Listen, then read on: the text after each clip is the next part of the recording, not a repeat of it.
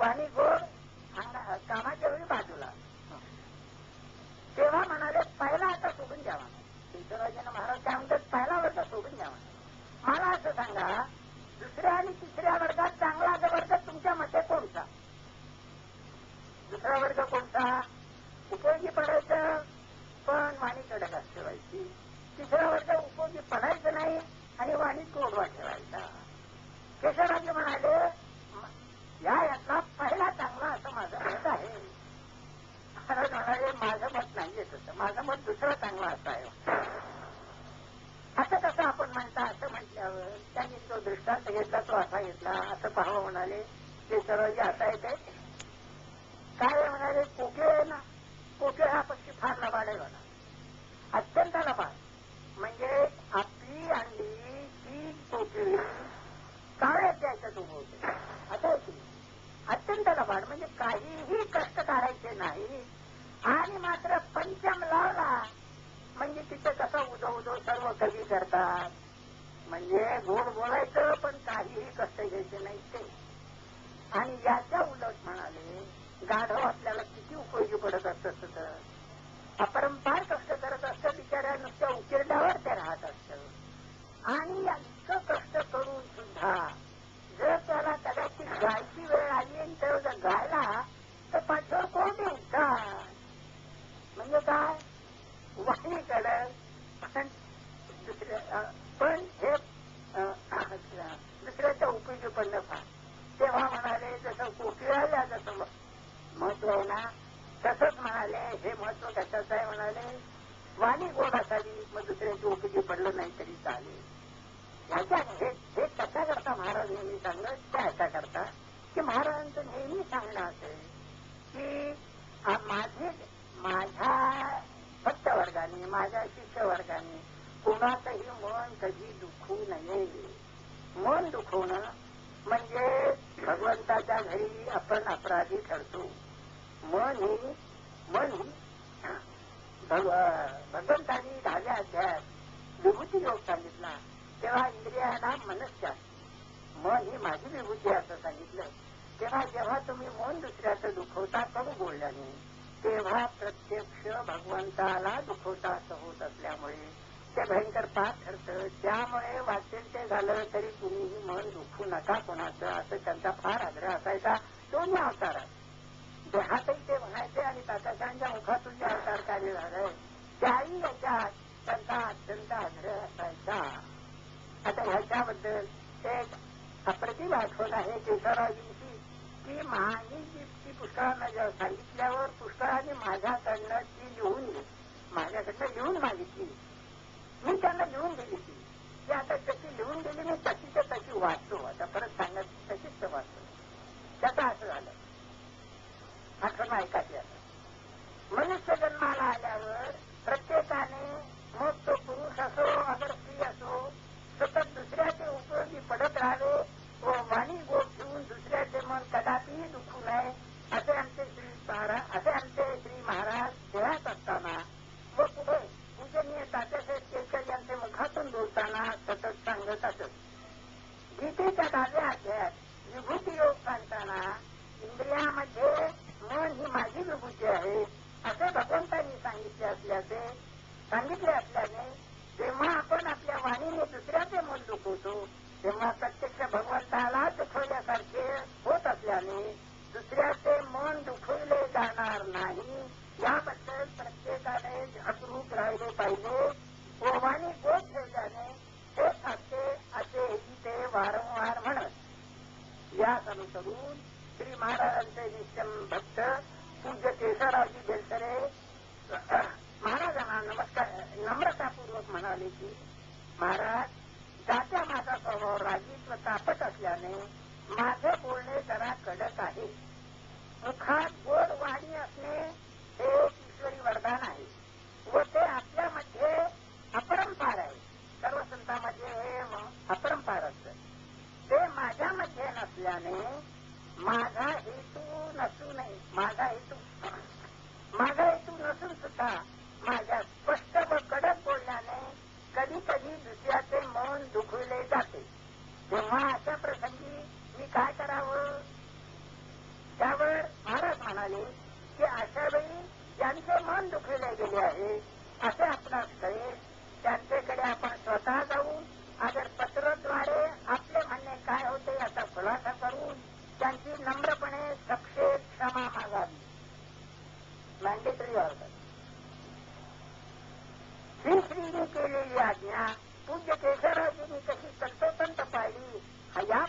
आता एक प्रसंग मी खाली देत आहे. प्रसंग तो असा, तो प्रसंग असा, माझे गुरुबंधू डॉक्टर दत्तात्रय यशवंत उर्फ अप्पासाहेब आठवले यांचा पूज्य केशवरावजींचा घनिष्ठ संबंध आहे. माझा जसा आहे तसाच त्यांचाही आहे.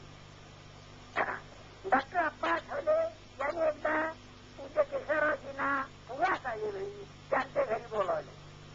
घरी गेल्यावर त्यांच्या मातोश्रींनी माझे म्हणजे अप्पासाहेब आठवलेच्या मातोश्री माझे व सुनेचे हल्ली अगदी पटेनासे झाले आहे, तेव्हा या समस्येत मी मनाचे समाधान कसे चुकू असा प्रश्न केला. आठवलेच्या मातोश्रीने हा प्रश्न केला. त्यावर पूज्य केशवरावजी म्हणाले की माय, आता आपले वय बरेच झालेले आहे. आपण आळंदीच्या नरसिंह सरस्वती स्वामींचे अनुग्रहित असून त्यांची उपासनाही आज बरेच वर्ष करीत आहोत. अशा परिस्थितीत आपण आपले बोचके बांधावयास लागून अगदी मेल्यासारखे घरी राहण्याचा अभ्यास करावा. पुन्हा वाचतो. समस्या ही ज्वलंत समस्या आहे. काय? अशा परिस्थितीत आपण आपले बोचके बांधावयास लागून अगदी मेल्यासारखे घरी राहण्याचा अभ्यास करावा. बोचके बांधून मेल्यासारखे राहावे हे शब्द त्या माऊलीच्या मनात फार लागले. पुढे काही दिवसांनी पुन्हा एकदा पूज्य केशवरावजी जेव्हा डॉक्टर अप्पा आठवले यांच्या घरी गेले, तेव्हा तिथून निघताना वरील शब्द माझे मातोश्रींच्या मनात फार लागले असे डॉक्टर आठवले यांनी केशवरावजींना सांगितले. त्यावर केशवरावजी म्हणाले, मी उद्या महाराजला गेल्यावर लगेच पत्राने त्यांचे सांत्वन करतो. महाराजांनी सांगितलं होतं पत्राने किंवा समक्षा सांत्वन करतो असे केशवरावजी म्हणाले. त्यांनी जे पत्र लिहिले ते खाली देत आहे. पत्र अप्रतिम आहे. पत्र आता 5/5/1972 आहे. मालाड, मुंबई 64, कृष्णबाग, श्रीराम. श्रीराम नाम जपली सौभाग्यवती आई, या सप्रेम साष्टांग नमस्कार विनंती. मी काल आपणास भेटून आज सकाळी 11 वाजता इथे सुखरूप आलो. माणसाच्या मनाचे सगळं आता वेदांत होईल अप्रतिम आहे. माणसाच्या मनाचे 2 भाग असतात, जागेपणचे मन व झोपे काम करावयाचे मन. दोन्ही मने भगवंताच्या नामाने भरून गेल्या वाचून खरे अनुसंधान साधत नसते. आपले जागेपणचे मन देखील भगवंताने भरलेले राहत नाही. मग झोपेतील मन तर राहूच द्या, ते कसे भरलेले राहणार? याचे कारण एकच असे की जागेपणी आपल्या भोवती वावरणारा दृश्य प्रपंच आपल्याला भगवंतापेक्षा अधिक खरा वाटतो. त्यामुळे पैसा, मान, लौकिक, नातेवाईक इत्यादीचा दाब आपल्या मनावर सतत पडतो. त्यामध्ये जरा कमी जास्त झाले की अहंकार दुखावला जाऊन मनाची घालमेल होते. येथे सावध राहणे अत्यंत जरूर आहे. साधकाने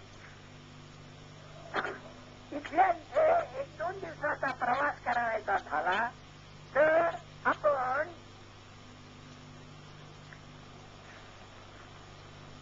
आपण खायचे, प्यायचे, हंतरून, पांघरून, रिझर्वेशन वगैरे किती तयारी करतो. मग हे जग सोडून जायच्या प्रसंगी आपणास काही तयारी करायला नको काय? ती तयारी काय करावी हे सांगण्याचा माझा हेतू होता. त्याने तुमचे अंतःकरण दुखवले याबद्दल क्षमा मागताय. पण आज जरी ते आपल्याला आवडले नाही तरी अखेर तेच उपयोगी पडेल. कारण ते शब्द श्री महाराजांचे आहे. मुख्य बांधून निवासाचे राहावे हे श्री महाराजांचे आहे.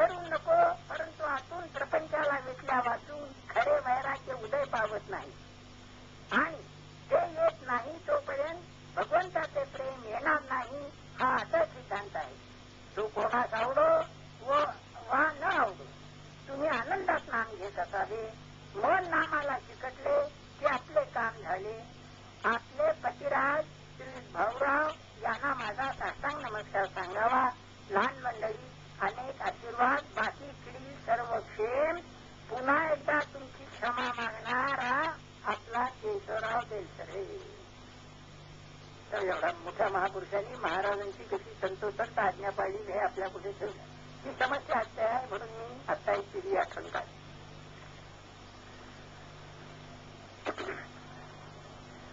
आता याच्या पुढला आहे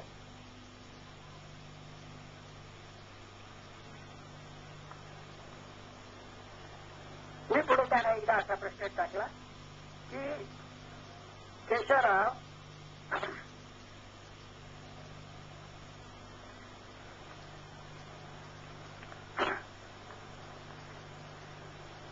महाराजांनी तुमची कधी हजेरी घेतली नाही का? असा अगदी गलतीचा प्रश्न टाकला.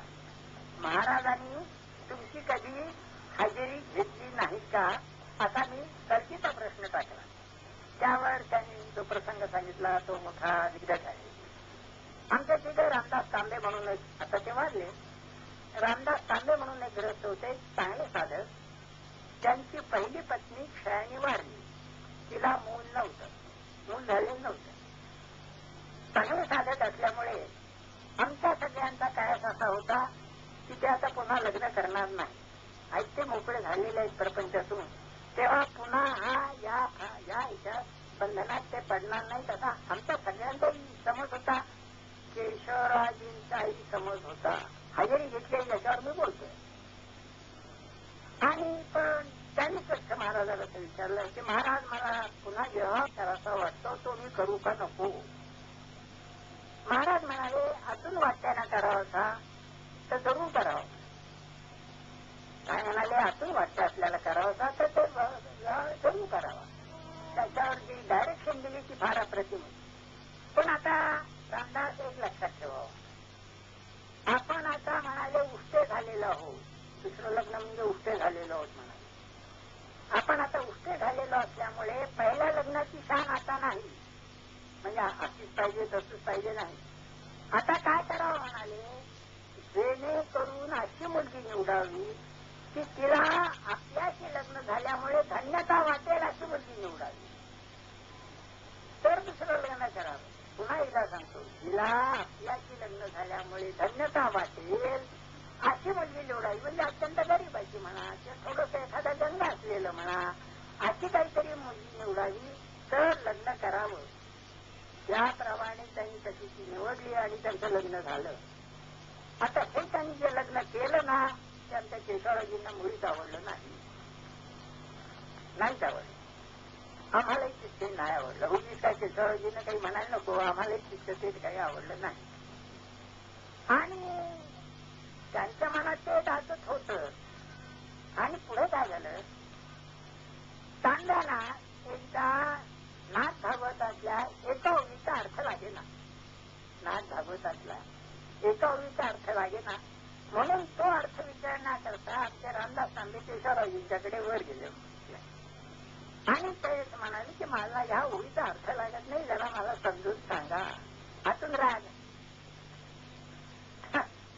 ओळीचा अर्थ सांगितला, जेमतेम सांगितला आणि जे दातच होतं ते चटकन बाहेर आलं आणि जरा थोडीशी त्यांची हजेरी दिली की काय तुम्ही आयुष्यातला एक चांगला प्रसंग, चांगला मोका आलेला गमावला, काय भेट केलं तुम्ही, जे काही आत्मनात होतं म्हणजे थोडीशी खरमरीत हजेरी दिली.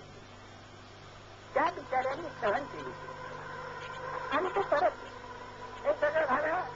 हे सकाळचं का, हे 12-1 वाजताचं हे का.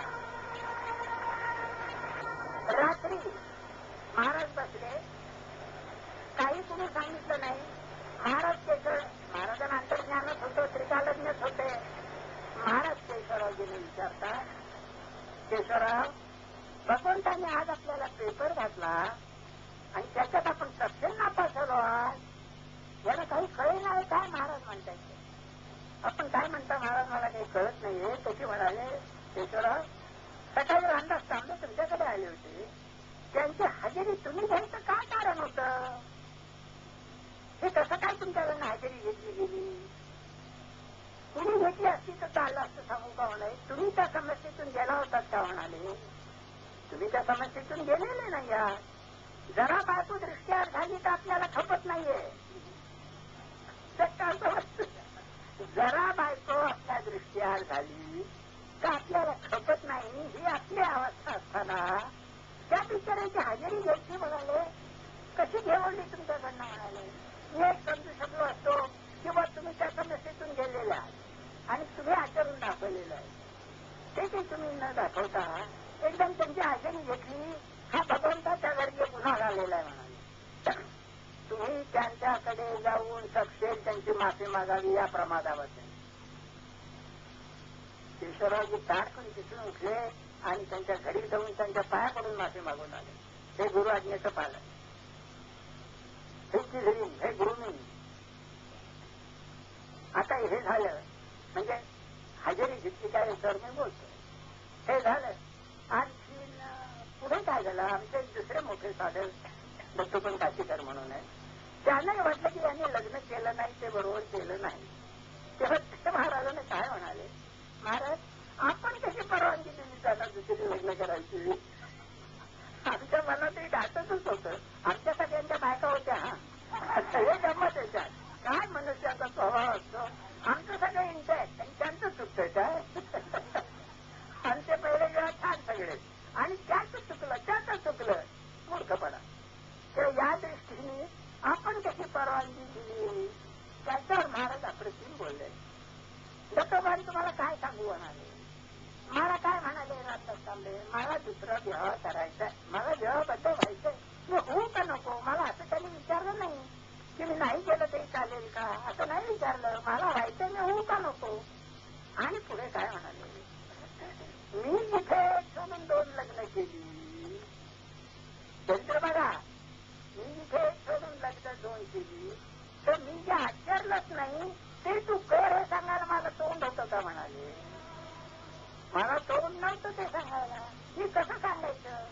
आणि तुम्ही सगळे लोक म्हणाले न आचरतात त्यांनी त्यांचं चुकलं असं म्हणता कसं. मी काय केलं म्हणाले, मी जेवढं आचरलं तेवढं त्यांना उपदेश केला. मी काय केलं म्हणाले, दुसरं जेव्हा लग्न केलं तेव्हा अशा मुलीशी केलं की जेणेकरून तिला धन्यता वाटावी. अंधारी मुलीचं लग्न केलं महाराजांनी, म्हणजे तिला धन्यताच वाटली. जे मी आचरलो ते त्याला सांगितलं. असंच करायचं असतं म्हणाले. आपलं सर्व नीट ठेवून उपदेश हा खरा नव्हे, साधकांनी तो करू नये. बोललेला आता दुसरा प्रसंग हजेरी घेतल्याचा दुसरा प्रसंग आपल्या पुढे सांगायचा म्हणजे आमच्या बेलथरे बहिणींच्याकडनं काहीतरी थोडं चुकलं. तरुण वय होतं, नुकतं लग्न झालं होतं, 1-2 वर्षाच्या बाद आहे. तर ते चुकल्याबद्दल केशवराजांनी किती कडक शब्दात त्यांची निर्बंधनाच्या हजेरी घ्यावी, फारच हजेरी घेतली गेली. त्या काही बोलली की माऊली काही बोलली नाही, बरं काही बोलली नाही, निमूटपणे सहन केलं.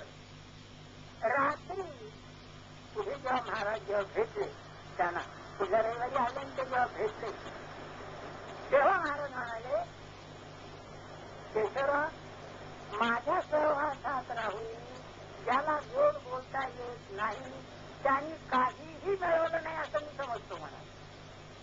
त्या माऊलीला तुम्ही इतकं कसं बोललात म्हणाले, कसं बोलवलं तुमच्याकडनं म्हणाले. तो एक भगवंताचा जीव होता ना, भगवंताच्या संकल्पानेच तो जीव या जगात आलेला आहे. एका विशिष्ट परिस्थितीत तुमचा नवरोबाचा संबंध आलेला असताना आणि हे आपण प्रतिपादन प्रवचनात करत असताना आपण इतक्या कडक शब्दात त्या माऊलीला कसे बोललो म्हणाले. ती मोठी महान पतिव्रत आहे म्हणाले. तेव्हा म्हणाले असं तुमच्या हातून कधीही पुन्हा व्हायला नको म्हणाले. तेव्हा याच्याकरता तुम्ही तिची माफी मागा. हा महापुरुष पत्नीकडे जाऊन चक्क तिची माफी मागून आला आणि सांगितलं की हा प्रमाद माझ्याकडनं होणार नाही, याच्याबद्दल मी अत्यंत काळजी घेईन. आणि त्याप्रमाणे त्यांनी काळजी घेतली, पुन्हा तो प्रसंग उद्भवला नाही. त्या महान पतिव्रता असल्यामुळे, कशा पतिव्रता सांगू का, केशवरावांना आवडत नाही म्हणून त्याने आपले सगळे नातेवाईक सोडलेले आहे, माहेर सोडलेलं आहे आणि सगळे रिलेटिव्ह सोडलेले आणि प्रत्येक गोष्ट करताना ही केशवराजींना आवडेल का नाही हे याचा विचार करतात. त्याला हो उत्तर आलं तर ती माऊली करते, नाही तर ती नाही माऊली करत नाही. दुसरं पतिव्रत म्हणजे काय असतं, हेच असतं पतिव्रत. तेव्हा हे सर्व आम्ही पाहिल्यावर माझी केशवराजींची सलगी असल्यामुळे मी केशवराजींना म्हटलं, केशवराजी तुम्हाला एक सांगू का म्हटलं, जर विमान आलं पहिल्या प्रथम आलं तर आमच्या बेलसरे वहिनीनं ते घेऊन जाईल, तुमचा त्यात नंबर लागायचा नाही. बापूसाहेब म्हणजे काय म्हणाले, वा म्हणजे छान आहे म्हणाले, माझा काय नंबर जाईल लागणार, काय म्हणून लागणार. म्हटलं तुम्हाला सांगू का की महापतिव्रता आहे आणि तुम्हीच वरचेवर प्रवचनात सांगता की एक पतिव्रता इज इक्वल टू 10 संत, ते वरचेवर सांगतात. तुम्ही अजून संतही झालेले नाही, मग 10 संत कुठले मग ते विमान आलं तर फक्त त्याला आमच्या बहिणीनं घेऊन जाणार, तुम्हाला घेऊन जाणार नाही. तशी ते काय म्हणाले, मी म्हणाले आता तिथं हे ठरून जाईल त्याच्याबरोबर. ते जाऊ दे विमान म्हणाले, जेवढं ते तिथं म्हणाले अधिकाऱ्याने मला आनंद झाला. त्याच्यावर गंमत सांगतो मी, ही आठवण एकदा असं आठवणी सांगताना ही आठवण बंद झाला सांगितली. लोकांना ती फार आवडली, त्यातल्या त्यात माया वर्गाला खाया फार आवडली. ती झाल्यानंतर माझ्या खोलीवर दोन बायका आल्या आणि मला काय म्हणाल्या, बापूसाहेब काय तुम्ही गोड आठवण सांगितली बेलसरे वहिनीची, काय सांगू का म्हणाले, आमचं अगदी नैराश्य गेलं. म्हटलं काय नैराश्य होतं तुमचं. आमचं नैराश्य, माझ्या बायका होत्या, आमचं नैराश्य असं होतं, आम्ही प्रापंचिक बायका, कुठला आलाय भगवंत कुठली भगवत आहे हे असं करा, कष्ट करत करत हा जन्म जायचा, असं नैराश्य होतं. तुम्ही आता इतकं दान सांगितल्यामुळे आम्ही म्हणाले आमची ते नैराश्य गेलेलं आहे आणि आम्हालाही देव थोडा त्याच्याबद्दल खात्री आलेली आहे. याकरता महाराजाला अत्यंत आवडणारं जे ना ते आधी आम्ही आता मनापासून घेऊ, म्हणजे आमचं काम नक्की होईल अशी आमची धारणा आहे. मी म्हटलं या आठवणीने अत्यंत उपयोग झाला. नैराश्य त्यानंतर 2 पुरुष माझ्या खोलीवर आले आणि मला म्हणतात, बापूसाहेब ही आठवणांनी लक्षात ठेवली, आजपासून आम्ही बायकोवर कधीही रागवायचं नाही असं ठरवलेलं आहे. म्हणून तसं ते या आठवणीचा काय परिणाम झाला हे मी आपल्यापुढे मांडलेलं आहे. त्यानंतर मी केशवराजेंना प्रश्न विचारला की प्रश्न मी काय विचारत होतो तसं त्यांच्याकडनं मला चरित्र काढून घेता येत नव्हतं, म्हणून मुलाखत घ्यावी तसे प्रश्न मी विचारत होतो. माझा प्रश्न असा की केशवराजी तुम्हाला प्रश्न विचारला, एखाद्याने तुम्हाला प्रश्न विचारला, त्याचे उत्तर तुम्हाला देता आले नाही, त्यावरही महाराजांनी त्याचे उत्तर उत्तम प्रकारे दिले, असे काही प्रसंग सांगा. लक्षात आलं काय की असं तुम्हाला प्रश्न विचारला, त्याचे उत्तर तुम्हाला देता आले नाही. आता एवढ्या मोठ्या प्रकांड पंडिताला उत्तर देता येऊ नये असा प्रश्न, हा काय कमी तोलाचा नाही प्रश्न, आणि त्या प्रश्नाचं उत्तर महाराजांनी मोठ्या उत्तम प्रकारे दिले, असे काही प्रसंग सांगा. त्याच्यावर त्यांनी पहिला मला प्रसंग सांगितला. मलाही त्यांची मोठी कमाल वाटली, काय डोक्यात रिटेन्शन होती, मी विचारात भराभरा ते सांगत होते. हो मला भाग्य आहे आपलं काहीतरी, म्हणून मलाही तुम्हाला आता सांगता येतं. पहिला प्रसंग त्यांनी असा सांगितला, म्हणाले माझं दर रविवारी प्रवचन होत असायचं, माझं प्रवचन व्हायचं, त्यानंतर महाराजांचं प्रवचन व्हायचं. त्याला मंडळी लांबून लांबून यायची, सबर्स मधून लांबून यायची. गेल्या पाडल्याचे 4 लोक त्याला यायचे. 9 ते 10 केशवराजींचं प्रवचन आणि 10 ते 11:15 महाराजांचं प्रवचन. म्हणजे दोन्ही प्रवचनाला हजर राहायचं असलं तर माणसाला ठरवून पारल्याला जो असेल त्याला 8ला निघायला लागायचं. 8ला निघायचं, 11:15ला सुटला, घरी पोहोचतोपर्यंत 12 सव्वा 12 व्हायचे. गाडी मिळून आमचं सारखं म्हणजे 8 ते सव्वा 12 साडेबारा जवळजवळ रविवारची सकाळ सगळी चर्चा जायची. याप्रमाणे ती 4 मंडळी ओळी 2 वर्ष आली असं करत. पुढे त्यातल्या 3 मंडळीने असा विचार केला की आपण जातो खरे, पण जाऊन जाऊन काय शेवटी महाराज काय सांगता की नाम घ्या नाम घ्या नाम घ्या नाम घ्या हेच सांगता.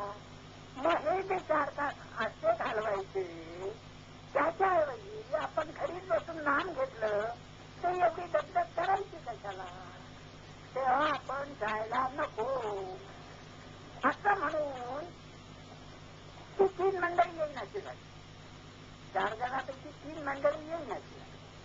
चौथ्याला काही ते तितकं एकदा ते करतात तर बरोबर वाटायचं, एकदा ते बरोबर आहे कधी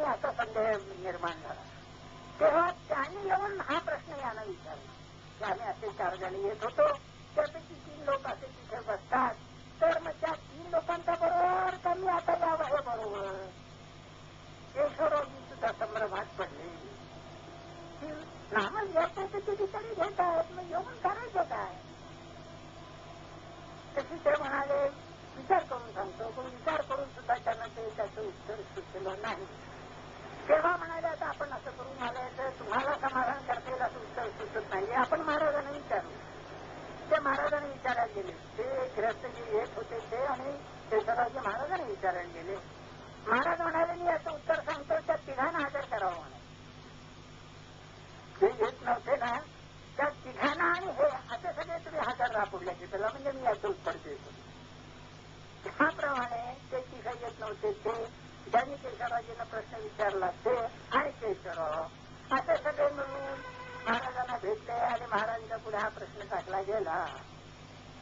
तशी महाराज काय म्हणाले, प्रश्न फार गोड आहे म्हणाले, मार्मिक आहे प्रश्न, मला आवडला प्रश्न म्हणाले.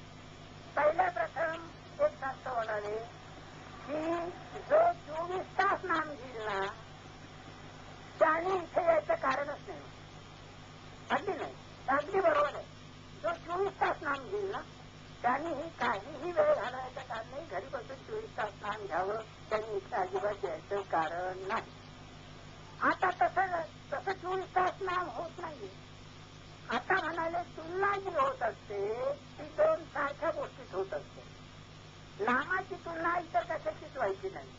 सारख्या गोष्टीत म्हणजे कसं म्हणाले ना, इथे यायचं म्हणजे सकाळी नाम घ्यायचं आणि आपण दुपारी काय करतो याच्याकडे पाहायला पाहिजे म्हणाले. ती जी 3 मंडळी आहेत ना ती काय करत होती, सकाळी नामाला बसत होती आणि दुपारी ब्रिज खेळायचो. ते चालायचं तसं, दुपारी ब्रिज खेळायची. तेव्हा ते काय महाराज काय म्हणाले, तुलना कशाची करायची, आपण सारा दिवस कसा घालवतो याच्याशी करायची म्हणाले. आपण सकाळी इकडे येत नाही आणि दुपारी ब्रिज खेळतो म्हणाले. हे कसे चालेल म्हणाले, तुलना अशी पाहिजे की म्हणाले ब्रिज काढून इथे यावं का ब्रिज खेळावा, हे तुलना आहे. तुलना काय, ब्रिज करणं, ब्रिज खेळणं चांगलं का इथे येणं चांगलं, ही तुलना आहे खरी म्हणाले. सकाळी यावं कधी हे नाही म्हणाले.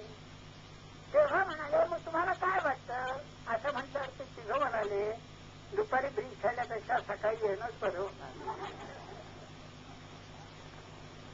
तुलना कशात आहे, अरे आपण इतर वेळ कसा घालवतो, मग ब्रिज खेळून वेळ घालवतो त्याच्यापेक्षा मग सकाळी यावं आणि दुपारी मग नामाला बसावं. सकाळी यावं, निरूपण ऐकावं म्हणजे परमार्थातच साधन होतं आणि दुपारी ब्रिज खेळायचं नाम घ्यावं, हे जास्त चांगलं नाही का म्हणाले. हा याचा अर्थ आहे. असं त्यांनी बिंबवलं. दुसरं मी आता प्रश्न विचारला. आता एक पारमार्थिक झाला, एखादा अशीच प्रश्न सांगा की जो नाजूक तुम्हाला विचारला गेला प्रश्न, आणि काही विचारला जायचा हे काय प्रापंचिक माणसा पण हे चालायचं.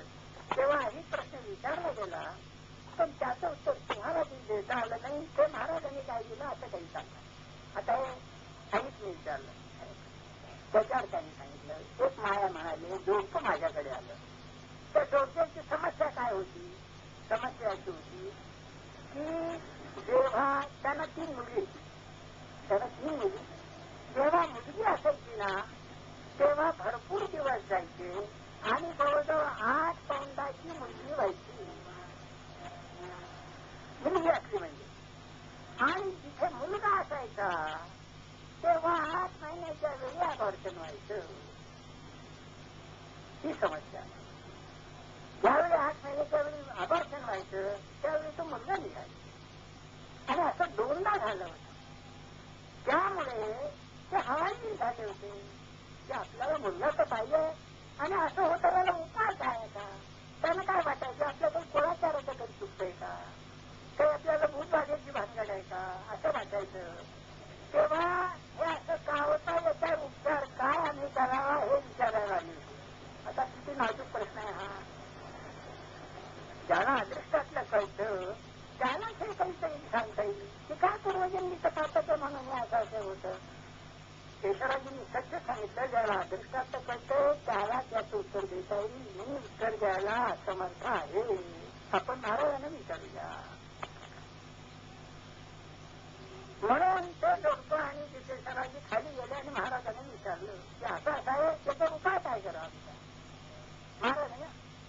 प्रतीक सांगितलं. माय म्हणाल्या तर असं करावं, भूत बाधा काही नाहीये, ही भानगड नाही, आपला पर्यंत भोग एवढं समजावं म्हणा, आता असं करावं म्हणाले. मी सांगायचं कराल का? करतो वापरतो शक्ती असते ना, म्हणून माणूस त्याचं उत्तर देऊ शकतो. मी सांगू म्हणजे महाराजांच्याकडे येणार होतं गणपती, मी सांगेन तसं आपण कराल का? जरूर करू म्हणाले. नवरा बायको म्हणाले जरूर, आता असं करावं म्हणाले. तुम्ही दोघांनी नित्य नेमाने रोज मारुतीला जायचं आणि मारुती जवळ जाऊन काय मागायचं? मारुतराया, आमची इच्छा आहे आम्हाला पुत्र संतान व्हावं, ही काही इच्छा आम्हाला त्याच्यावर आम्हाला काही मात करता येईल, इच्छा नकोच अशी काही करता येईल, आम्हाला पुत्र संतान हे पाहिजे. तर 11 प्रदक्षिणा घालाव्या आणि मारुतरायाला असं मिळवावं, मारुतराया माझ्या कल्याणाचं जर असेल तर आपण मला पुत्र संतान द्या, आणि ते जर नसेल तर तुम्ही नाही दिलं तरी चालेल, माझ्या कल्याणातच नसेल तर तुम्ही देऊ नका, ते असं मागावं. हेच म्हणून मागू नये, खुली यायच्यात.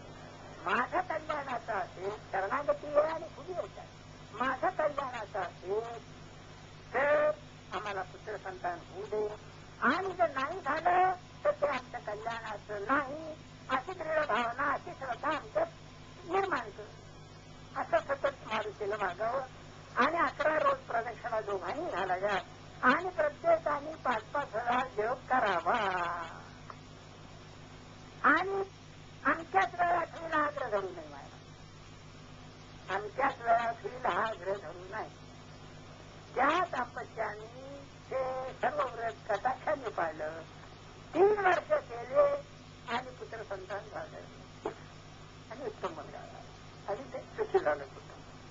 त्या असं करतं, म्हणजे ज्याला अदृष्ट असलं कळतं तो याच्यावर सोड कशी काढतो हे मी आपल्याला. 3रा प्रसंग सांगतो. केशवराजीनं प्रश्न विचारला पण उत्तर देता आलं नाही. तो प्रश्न थोडासा काय सांगू का, विनोदाचा आहे, मार्मिक भारदस्त आणि असे बोध करत असा तो विनोदाचा आहे. एक ग्रस्त आले, त्यांचा महाभारताचा अभ्यास होता. तेव्हा आता आपल्याला ती कथा माहितीच आहे की द्रुपद राजाची मुलगी द्रौपदी मध्यभेद झाला आणि अर्जुनाने तो पण जिंकला, आणि मग अर्जुनाने द्रौपदीशी हे झालं, आणि मग पुढे ती आल्यावर कुंती म्हणाली ती पाठात वाटून घ्या म्हणून ती पांचाली झाली. आणि असं झाल्यावर द्रौपदीचं राहणं प्रत्येक पांडवाच्या घरी 72 दिवसाचं असायचं, आहे ना, तो महाभारतात तो आहे. 360/5 म्हणजे 72 दिवस होते. प्रत्येक पांडवाच्या घरी द्रौपदीचं वास्तव्य 72 दिवसाचं असायचं. ते असा आहे तो प्रसंग. आता यांना काय प्रश्न आला की त्या वर्षी अधिक महिना आला, तर आता अधिक महिना आल्यावर पांडवांनी अधिक महिन्याची वाटणी कशी केली असेल, त्यांनी खूप सगळीकडे पाहिलं, याच्यावर काही त्यांना कुठे उत्तर मिळेना. म्हणून त्यांनी केशवराजीने विचारलं त्या याची वाटणी त्यांनी केली असेल कशी, म्हणजे त्या 12 म्हणजे 6 दिवसाची केली का? अधिक महिना काय यायला येणार असतं तर 3 वर्षांनी 2.5 वर्षांनी, मग 6 दिवसाची वाटणी व्हायची का? केशवराजी म्हणाले मी बघून सांगतो म्हणाले, मला कुठे पुस्तकात काही मिळतं का? त्याने काही मिळालं नाही. ते म्हणाले आता मलाही मिळत नाही, आपण खाली जाऊन विचारू. तेव्हा खाली जाऊन विचारला हा प्रश्न. महाराज म्हणाले केशवराव, पांडवांचं अधिक महिन्यात कसं होईल याची या प्रापंचिक माणसाला काय काळजी आहे म्हणाले. अधिक महिन्यात पांडवांचं कसं होईल याची या प्रापंचिक माणसाला काय काळजी आहे. विषय मान दुसरं काय चिंतणार म्हणाले. प्रापंचिक माणसाचा विषय मान दुसरं काय चिंतणार, विषय चिंतणार म्हणाले. त्याचं उत्तर हे असं आहे म्हणाले, अधिक महिना म्हणजे पुरुषोत्तम मास ना म्हणाले, तो पुरुषोत्तम मास असतो म्हणाले. तेव्हा म्हणाले पुरुषोत्तम मास म्हणजे म्हणाले सर्व पांडव तीर्थाच्या ठिकाणी जाऊन सबन महिनाभर व्रतच करा, ते त्याचं उत्तर आहे म्हणाले. पुरुषोत्तम मास अधिक महिन्यात सगळी व्रतच असतात ना म्हणाले, तेव्हा त्याची विभागणीचा प्रश्नच येत नसेल. आणि ते आपल्यासारखे प्रापंचिक नव्हते पांडव, भगवंताच्यावर अपरंपार प्रेम त्यांचं होतं. त्यांना भगवंत भेटलेलाच होता.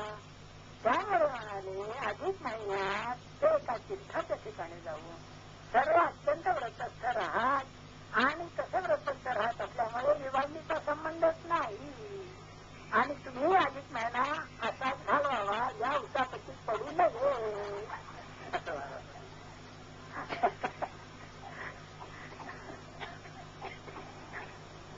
आता याच्या पुढला मी माझा प्रश्न असा किशोररावजीने विचारला की तो एक ह्याचा अभंग तुकाराम महाराजाचा म्हणजे काय वाणू मी या संतांचे उपकार मद निरंतर जागवी काय द्यावे याची व्हावे उतरावी हे तो हा पायी जीवत होता. सहज बोलणे चित उपदेश करुणी सायास शिकवी असं ते तिसरं चरण आहे. करुणी सायास शिकवी. चौथं चरण असे तुका म्हणे घेणू वेचा लागी शिकू तैसे माझं नित्य सांभाळी. म्हणजे संतांचा महिमा वर्णन केलेला आहे तुकाराम महाराज. करुणी सायास शिकविती हे संतांना करावं लागतं, सद्गुरूंना करावं लागतं सतत भक्ताच्या बाबतीत. तेव्हा करुणी सायास शिकविती हे जे पद आहे त्या बाबतीत महाराजांनी तुम्हाला सायास करून कसं शिकवलं ह्याचे प्रसंग सांगा असा माझा त्यानं प्रश्न. त्याच्यात त्यांनी मला सांगितले.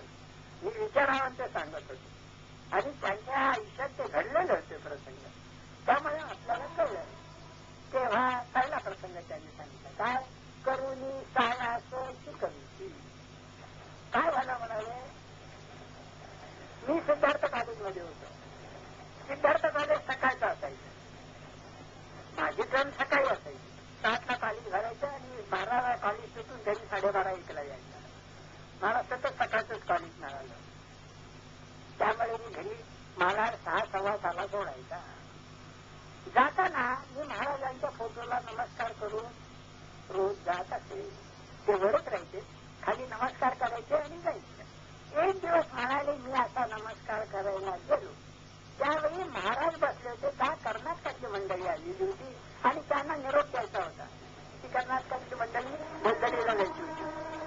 तर त्याने पहिली एक्सप्रेस पकडायची होती. त्यामुळे त्याने 6लाच निघायला लागायचं होतं. म्हणून महाराज बसले होते. म्हणून मी नुसता असा नमस्कार केला. मी काही विचारलं नाही, काही नाही आणि जायला लागले. इतक्यात बोलून घेतलं. मला एवढं सांगितलं की किशोररावजी आज कॉलेजला जाऊ नये म्हणाले. काय सांगितलं, करुणी सायास शिकवती याच्यावर मी बोलतो. आज कॉलेजला जाऊ नये, तो वेळ आपण वर जाऊन विमुक्तपणे नामस्मरणात घालवावा असं मला सांगितलं. मी कष्टाच्या कष्टा वर गेलो.